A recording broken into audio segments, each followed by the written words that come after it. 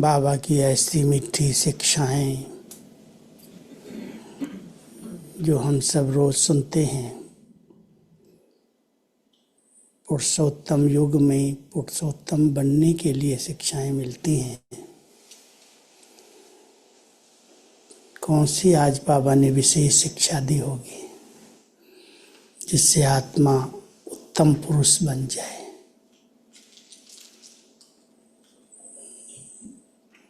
पुरुषार्थ तो सभी कर रहे हैं ना उत्तम पुरुष बनने का। तो बाबा ने आज दो बातें कही हैं। कर्म संबंध और कर्म बंधन।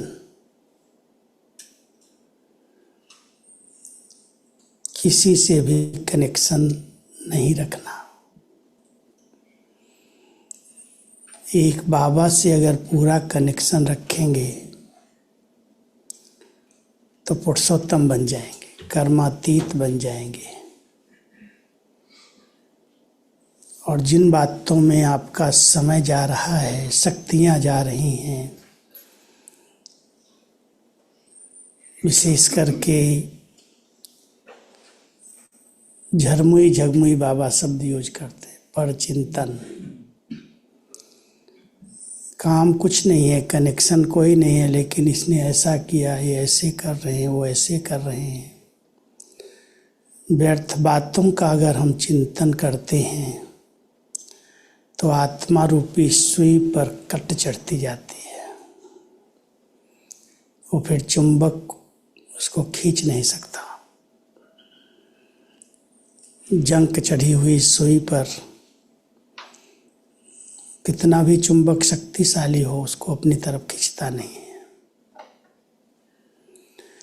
और आत्मा रूपी सुई पर अगर किसी भी विकार की व्यर्थ चिंतन पर चिंतन की जंक लगी है, कट लगी है,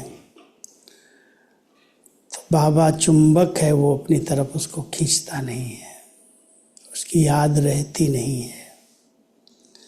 तो विशेष आज बाबा की मुरली इन्हीं दो शब्दों पर विस्तार से चली है। और साथ साथ बाबा कहते हैं, बच्चे आजकल साइंस ने रेत में भी खेती करना शुरू कर दिया। रेत में भी हरियाली ले आते हैं। जैसे अगर दुबई की तरफ जाएं तो चारों तरफ रेत ही रेत है, लेकिन साइंस ने उस रेत में भी बड़े अच्छे अच्छे बगीचे बनाए हैं। कलराठी ज़मीन बाबा कहते हैं, जहाँ कुछ भी उपज नहीं हो सकती, वहाँ पर भी साइंस ने कुछ न कुछ पैदा करके दिखाया है। आप बच्चे भी कैसी भी आत्माएं हैं, कितनी भी कलराठी हैं, कलराठी समझते हैं ना, बंजर जिसमें कुछ भी नहीं निकलता। मिट्टी जब खराब हो जाती है तो उसको कहते हैं ये बंजर हो गई, कलराठी हो गई। और बंजर ज़मीन में कोई चीज़ भी पैदा नहीं होती, घास भी नहीं उगती है। आजकल की सारी दुनिया ही बंजर हो गई है। और बाबा कहते हैं इस बंजर में, इस कलराठी ज़मीन में भी तुम्हें सेवा करके दिखानी है। वहाँ भी बाबा के बच्चे हैं, उनको भी निकालना है। उसके लिए एक शक्ति चाहिए। वो शक्ति है दृढ़ता की। जहाँ दृढ़ता की शक्ति से संपन्न होंगे तो दृढ़ता सफलता दिलाती है। तो खास बाबा ने इस बात को भी अंडरलाइन किया है। कमज़ोर संकल्प नहीं करो कि यहाँ पर हम जाएंगे, सेवा होगी नहीं होगी, कैसे होगी। दृढ़ता का संकल्प करो, जरूर होगी। बाबा अपने आप को कार्य करके दिखाएगा। असंभव भी संभव होता है। कई स्थानों पर लोग जाने से जहाँ डरते हैं, इंडिया में भी पूरा ही ऐसा गांव होता है जहाँ सब शराब पीने वाले होते हैं, सब अलग क्वालिटी के, उनको भी बहनें जा कर के परिवर्तन करती हैं, मेहनत करती हैं, हिम्मत करके जाती हैं उनके बीच में और उनको भी एक मानव तो बना देती हैं। लोग कहते हैं कि देवता बनने की बात तो बाद में है, लेकिन पहले इन्हें मनुष्य तो बना दो। जानवर से भी बदतर हो गए हैं। तो बाबा कहते हैं ऐसे लोगों का परिवर्तन करने के लिए आपके पास बहुत अच्छी शक्ति चाहिए, संकल्प की शक्ति, दृढ़ता। बदलेंगे ही, बदलना ही है इनको।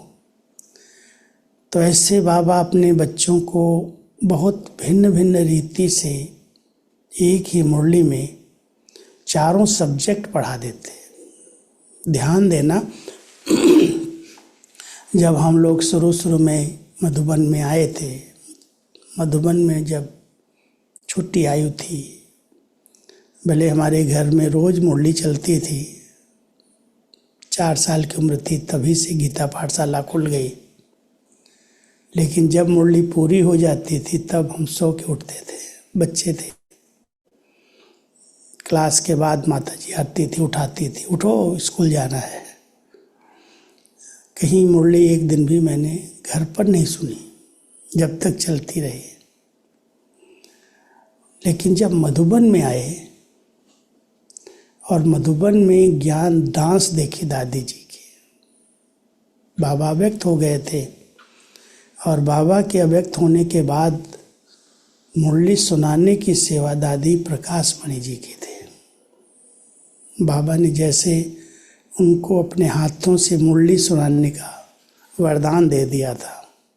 पता है ना, जब बाबा 18 तारीख को 17 तारीख को थोड़ा ठंडी ज़्यादा थी, बाबा को बहुत खांसी हो रही थी, तो बाबा ने कहा बच्ची तुम पार्टी को भेज दो, तुम रुक जाओ। बॉम्बे से आई थी पार्टी लेकर के, तो दादी ने पार्टी को तो भेज दिया और खुद रुकी। तो सवेरे सवेरे बाबा से मिलने जाते थे, गुड मॉर्निंग करने। तो दादी सवेरे बाबा के पास गई तो देखा बाबा को बहुत ठंडी भी लग रही है, कपकपी भी है, रजाई भी उड़ा दिया दादी ने और खांसी बहुत थी। तो दादी ने कहा बाबा आज आप मुरली सुनाने क्लास में नहीं जाना, पहली बार सवेरे की मुरली मैं आपकी जगह पर मुरली सुनाऊंगी। अच्छा बच्ची, भले भले। बाबा तो ऐसे प्यार से बोला भले जाओ बच्ची, क्लास करा दो। तो सवेरे सवेरे पहली बार 18 जनवरी को बाबा मुरली सुनाने के लिए क्लास में नहीं आए और दादी जी बाबा से मिल के छुट्टी लेके गई और क्लास कराई। क्लास ही कराई, मुरली उसको हम कहें, और पूरी तरह से सारे क्लास को खुश किया तक। और उसके बाद फिर आई वापस। तो बाबा कहते हैं बच्ची अभी तो धूप निकल आई है, अभी तो ठीक है दिन, मैं ठीक हूँ, तकलीफ नहीं है मुझे कोई, चलो ऑफिस में चलते हैं। ऑफिस में बैठ कर के बाबा ने सभी पत्र सुने, करीब 40-50 पत्र थे। यशोदादी को बोला सुनाओ सभी पत्र। बाबा कल सुनाएंगे आपको, आज ठंडी लगे। नहीं बच्ची आज ही सुनाओ, सुनाओ तुम। और ये बच्ची कुमार का बच्ची, यानी दादी प्रकाश मणि को बाबा कुमार का कहते थे। ये कुमार का बच्ची और हम दोनों पत्र लिखेंगे, सबको उत्तर देंगे। तो जितने पत्र थे सब बाबा ने सुने और उनका उत्तर दिया। दादी को साथ में बिठाया, सब सिखा रहा, ट्रेनिंग दे रहा है। और जब पत्र पूरे हो गए तो कहता बच्ची चलो दिखाते हैं मकान कहाँ बन रहा है, कहाँ कहाँ क्या बाबा की प्लानिंग है, अब चलो चक्कर लगाते हैं। और बाबा हाथ पकड़ करके दादी जी का पूरे घर में, ट्रेनिंग सेंटर का नीचे का फ्लोर बन गया था, ऊपर का बन रहा था। बच्ची यहाँ ट्रेनिंग सेंटर बनेगा, कन्याओं को यहाँ रखेंगे, यहाँ ट्रेनिंग देंगे। और ट्रेनिंग देने वाली जो टीचर्स होंगी, बड़ी बहनें, उनके लिए इंद्रप्रस्थ बनाएंगे। वो इंद्रप्रस्थ बनाए ना बीच में, जिसमें दादी जानकी रहते थे। ये बनाएंगे, प्लान बाबा बता रहा सब। फिर वो सब दिखा करके जो मिस्त्री थे, जो मुख्य लोग थे, उनका परिचय कराया दादी से। और फिर साथ में लेकर के किचन की तरफ गई। बच्चे ये भंडारी है, ये भाई लोग की सेवा करते हैं, ये भंडारा संभालते हैं, यहाँ स्टॉक रखा है। सब बाबा ने उनको एक एक चीज़ गाइड की। दादी को समझ नहीं पा रही है, आज बाबा मुझे सब क्यों दिखा रहा है, मैं तो बॉम्बे में रहती हूँ। लेकिन बाबा ने सब कुछ दिखाया, फिर आके भोजन करके रेस्ट किया। और शाम को फिर बुलाया, दादी आई तो कहते बच्ची आज सवेरे मुरली नहीं सुनाई ना, तो बच्चों के संकल्प चलेंगे कि बाबा को कोई तकलीफ है, तुम आज जल्दी सबको बुला लो। आज बाबा जल्दी मुरली सुनाएगा। रोज़ 9 बजे रात को क्लास होता था, बाबा ने उस दिन 8 बजे सबको बुला लिया शाम को, और मुरली सुनाई आधा घंटे बहुत अच्छी तरह से। किसी को महसूस होने नहीं दिया कि बाबा अभी कर्मातीत बन चुका है। सारी मुरली में बच्चे देह मान को जीतने में बहुत मेहनत है, युद्ध है, कहाँ आत्मा कर्मातीत बन सकती है इतनी जल्दी। सब मुरली चला करके गेट पर आके कहता, अच्छा बच्चे, निमित्त निर्माण नम्रचित्त निरहंकारी बन करके रहना, छुट्टी विदाई। कोई समझ नहीं पाया, बाबा गेट पर से ऐसे विदाई ले रहा है, हाथ हिला करके गेट पर छोटे हाल में। और बाबा दादी का हाथ पकड़ के गए और कमरे में जा कर के दृष्टि दी। बाबा दादी को हाथ में हाथ दिया, चला गया। 9 बजे अव्यक्त हो गया। दादी ने समझा शायद बाबा को बहुत कुछ हो रहा है, तकलीफ हो रही है, तो हाथ में हाथ था तो हाथ ठंडा हो गया, ढीला हो गया ऐसे। तो दादी ने कुछ नहीं सोचा, लेकिन लिटा दिया, बाबा लेट जाओ बिस्तर पर। और लिटाने के बाद ऊपर से रजाई भी डाली, ठंडी बहुत थी। तो बाहर आके कहती है पता नहीं बाबा को कोई तकलीफ हो रही है। विश्वरतन दादा को बुलाया कि जाओ दादा डॉक्टर को बुलवाओ। कौन है डॉक्टर? वो एक बाबा का पर्सनल डॉक्टर था, सिंधे तधानी नाम था। तो उस समय गाड़ियाँ तो मधुबन में थी नहीं, तो साइकिल पर एक भाई को भेजा और वो डॉक्टर लेके आया। डॉक्टर ने जब चेक किया, बोला बाबा तो ही नहीं। दादी की अभी तो मुरली सुना के आया है, अभी तो मेरे से हाथ मिलाया है, दृष्टि दी है, लेकिन उसने कोई जवाब नहीं दिया, सॉरी किया और वापस आ गया, बाहर आ गया। अब दादी गए अभी, क्योंकि बड़ी दीदी जो संभालती थी बाबा के साथ रहती थी, उनको इलाहाबाद भेज दिया था। और भी दादियाँ कोई नहीं थी साथ में। बाबा को फिर लिटा करके फिर दादी ने पूरी रात फ़ोन किए सबको, जिसको फ़ोन करिए, क्यों फ़ोन कर रही हो, तुम तो बॉम्बे में रहती हो, क्या हो गया? अरे बाबा ने शरीर छोड़ा है, आप सब आ जाओ। बाबा कैसे शरीर छोड़ेगा? बहुत क्वेश्चन करे, लेकिन दादी ने सबको बुलाया। फिर 3 दिन के बाद जब अंतिम संस्कार हुआ 21 तारीख को, और संस्कार के बाद जब बाबा को भोग लगाया गया, उसके पहले बहुत प्रश्न थे, अब कैसे चलेगा, मुरली कैसे चलेगी, कौन संभालेगा, बाबा ऐसे अचानक चले गए, बताया नहीं। तो बाबा जब आए तो सभी प्रश्नों का उत्तर दिया, जितने बच्चों के प्रश्न थे। बाबा प्रवेश हुए गुलजार दादी के तन में, और प्रवेश हो करके एक एक बात बताई, और दीदी और दादी को सामने बुलाया और कलश रखा और कहा ये दोनों बच्चियां भी जहाँ पर कोई बुलाएगा, जहाँ कोई सेवाएं होंगी, कोई भी आपको डायरेक्शन चाहिए, पत्र व्यवहार का उत्तर चाहिए, तो ये दोनों संभालेंगे। फिर दीदी ने इंटरनल कारोबार देखी, क्योंकि वो बहनें थी, बहनों की संस्था है, उसको संभालना। और सभी जितने पत्र आते थे, जैसे बाबा जवाब देते थे ऐसे दीदी देती थी। और दादी जी मुरली सुनाती, क्लास कराती, कहीं प्रोग्राम होता उसमें भाषण करती। तो दादी की सेवा उस समय मिली। और जब मैं 71 में पहली बार आया तो दादी जी का मुरली सुनाने का जो तरीका था, उसका सार निकालना, उसमें से कोई क्वेश्चन पूछना, सबको खूब पहले रिफ्रेश करना और उसके बाद मुरली सुनाना। तो इसलिए दादी जी ने, जब मैंने पहली बार मुरली मधुबन में सुनी 71 में, मुझे बहुत अच्छा लगा। शब्द समझ में नहीं आते थे कुछ, लेकिन उसके बाद जब मैं 72 में रहा तो मुझे यही आया कि मैं मुरली की सेवा करूं। कैसे करूं? तो जो टाइप करता था भाई, उसके साथ में बैठता था। तो एक दिन कुछ कारण से सबको बॉम्बे जाने की छुट्टी मिली।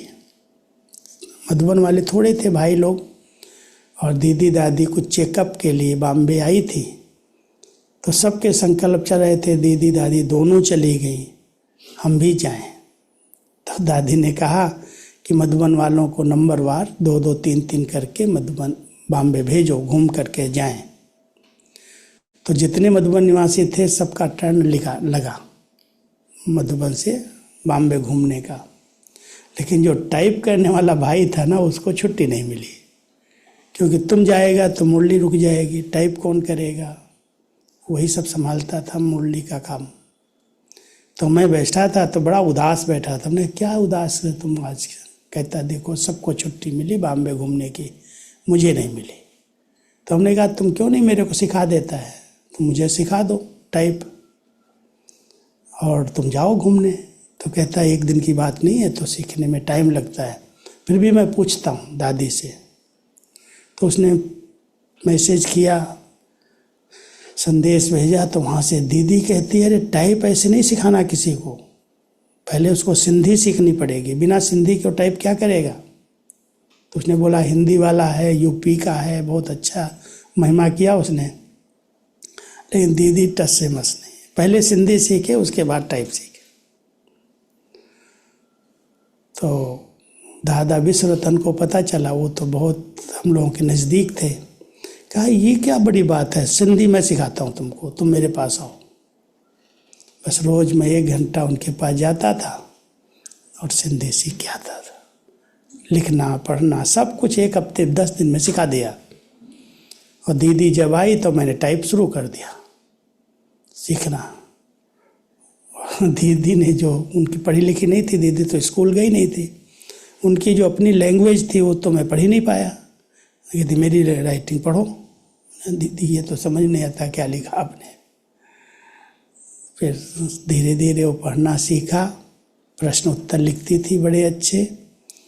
प्रश्न उत्तर निकालना, उसमें दादी रोज़ कहती थी, इसका साल लिखो, इसका प्रश्न उत्तर लिखो, इसका ये लिखो। तो ऐसे करके दीदी दादी के साथ रहने का भाग्य मिला, और उसके आधार पर आज तक 76 में भाई किसी कारण से वापस घर चला गया, और पूरी डिपार्टमेंट मेरे को मिली। 76 से लेकर के सारी मुरलियों की जवाबदारी, जितना खजाना है पहले का, पूछा, आगे पीछे का, कराची का, वो सब मेरे पास इकट्ठा हुआ। और तब से लेकर के आज तक भी बाबा मुरली की सेवा दिया है, वही चल रही है। और इसमें जो भी नवीनता है, मुरली तो ओम शांति से नमस्ते तक की है, लेकिन आगे पीछे जो लिखा गया है, वरदान है, स्लोगन है, अव्यक्त इशारे हैं, क्वेश्चन आंसर है, सार है, वो सब दादी जी की प्रेरणा से मुझे लिखने का चांस मिला। तो आप सबको मुरली में क्या अच्छा लगता है? कहते हैं पूरी मुरली नहीं सुन सकते हो तो कम से कम धारणा सार तो सुन लो, वरदान तो सुन लो, नोट कर लो। कई लोगों को होता है, भाई 1 घंटा का टाइम मैं नहीं दे सकता हूँ, लेकिन हमें सार सुना दो। तो जो बहनें हैं छोटी छोटी, वो अपने ढंग से निकालेंगे सार। तो दादी ने कहा, नहीं, आपको ये सेवा करनी है। ठीक है। तो ये सेवा करते करते आज कितने वर्ष हो गए? 40-50 वर्ष हो गए। 76 से शुरू की थी। चलो भाई, बाबा की मुरली आज 13 तारीख है। 13 बाबा को 13 किया ना सब, कि मेरा रखा है कुछ? अगर मेरा रखा तो फेरा हो जाएगा। दुख का कारण तो मेरा ही है ना, इसलिए बाबा ये सब 13 13। तो आज 13 सितंबर 2025